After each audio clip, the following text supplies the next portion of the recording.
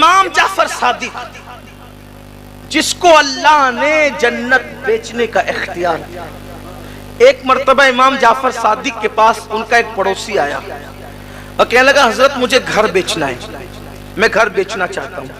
فرمایا ٹھیک ہے ہمیں بیچ دو۔ حضرت قیمت؟ فرمایا کہ یہاں اگر تم یہ گھر مجھے بیچ دو گے تو اس کے بدلے میں تمہیں جنت میں گھر دوں گا۔ یہ مالک جنت کی اولاد کے لہجے ہیں، ہم تمہیں جنت میں گھر دے دیں گے۔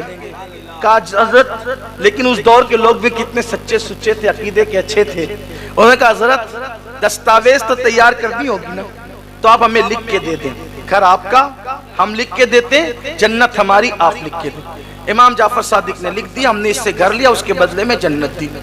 اور حج کے ایام آئے، امام جعفر صادق چلے گئے حج کے لیے۔ کہاں گئے؟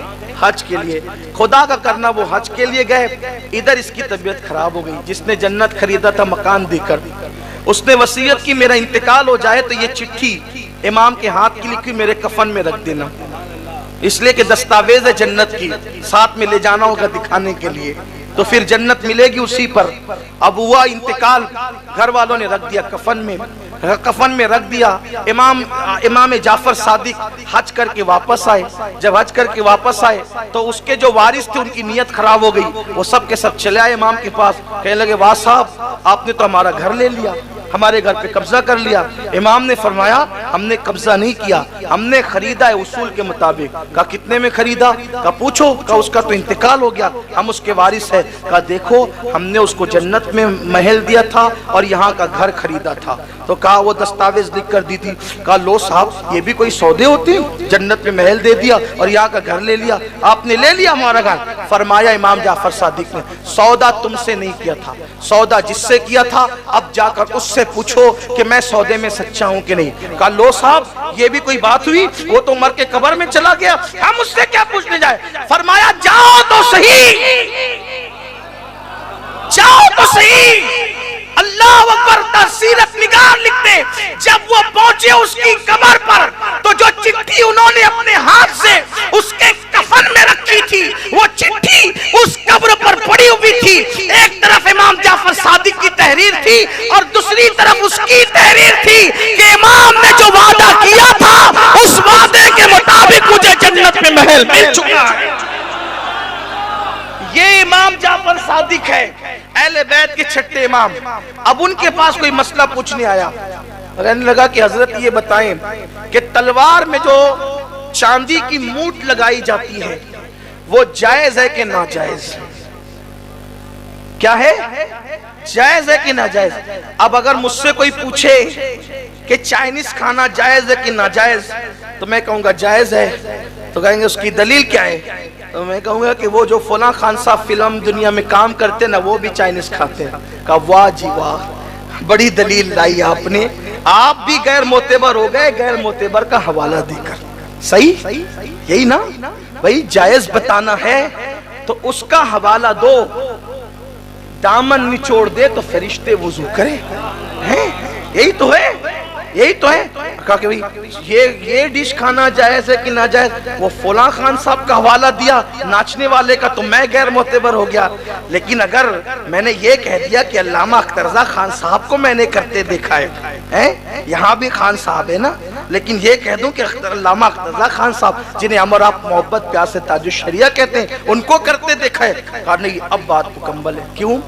کیونکہ جس کے کردار پر، جس کے ایمان پر، جس کے تقوی پر، جس کی پرہیزگاری پر اعتماد ہو وہی ذات حوالہ بنتی ہے، اور جس کے تقوی پہ پرہیزگاری پر اعتماد ہی نہ ہو، جو آدمی خود ڈاؤٹ فل ہو، وہ کیا حوالہ بنے گی؟ اس کا حوالہ دینے والا خود جو غیر معتبر ہو جائے گا۔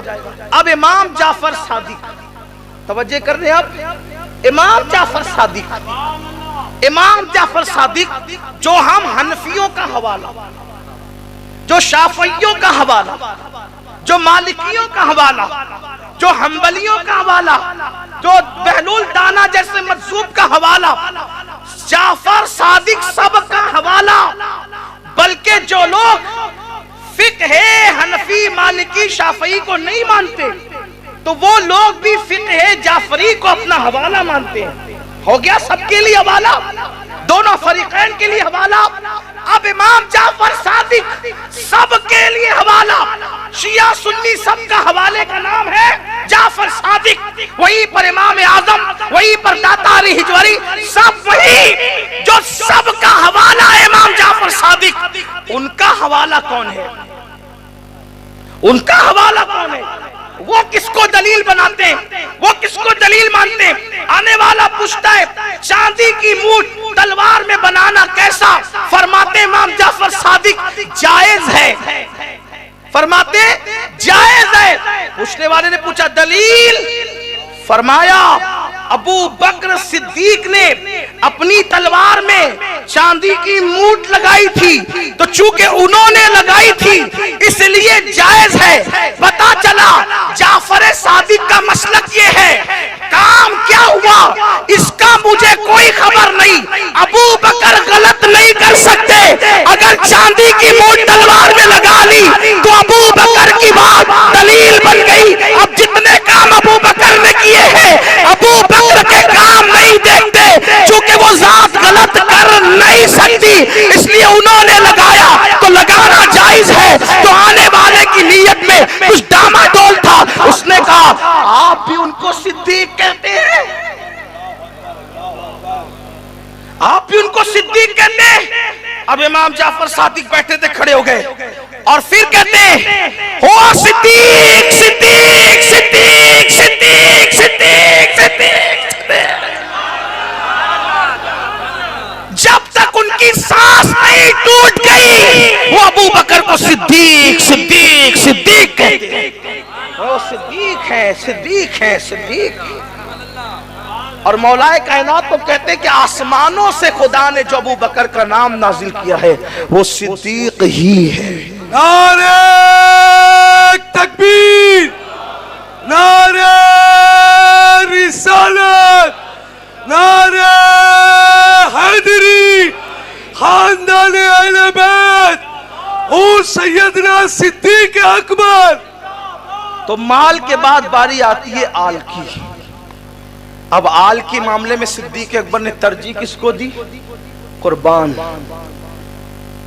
آپ کی بڑی مشہور روایت ہے, آپ کا بیٹا ایمان لانے کے بعد صدیق اکبر کے ساتھ اس کی بابا بدر کا میدان کتنا بھیانک اور دردناک تھا.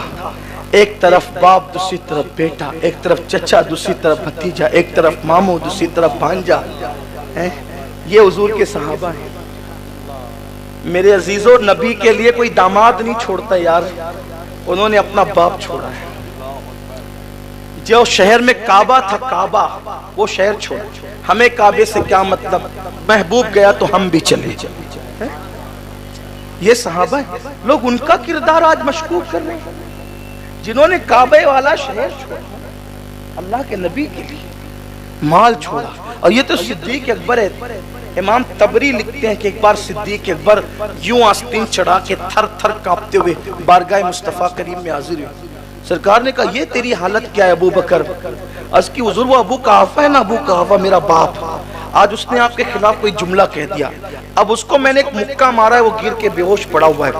آیا اس لیے ہوں, اجازت دیں اس کو قتل کر دوں, یا اس کو قتل کر دوں, اس کی اجازت دیں, یا پھر دعا کرے کہ وہ ایمان لے آ کر وہ بھی عاشق رسول بن جائے.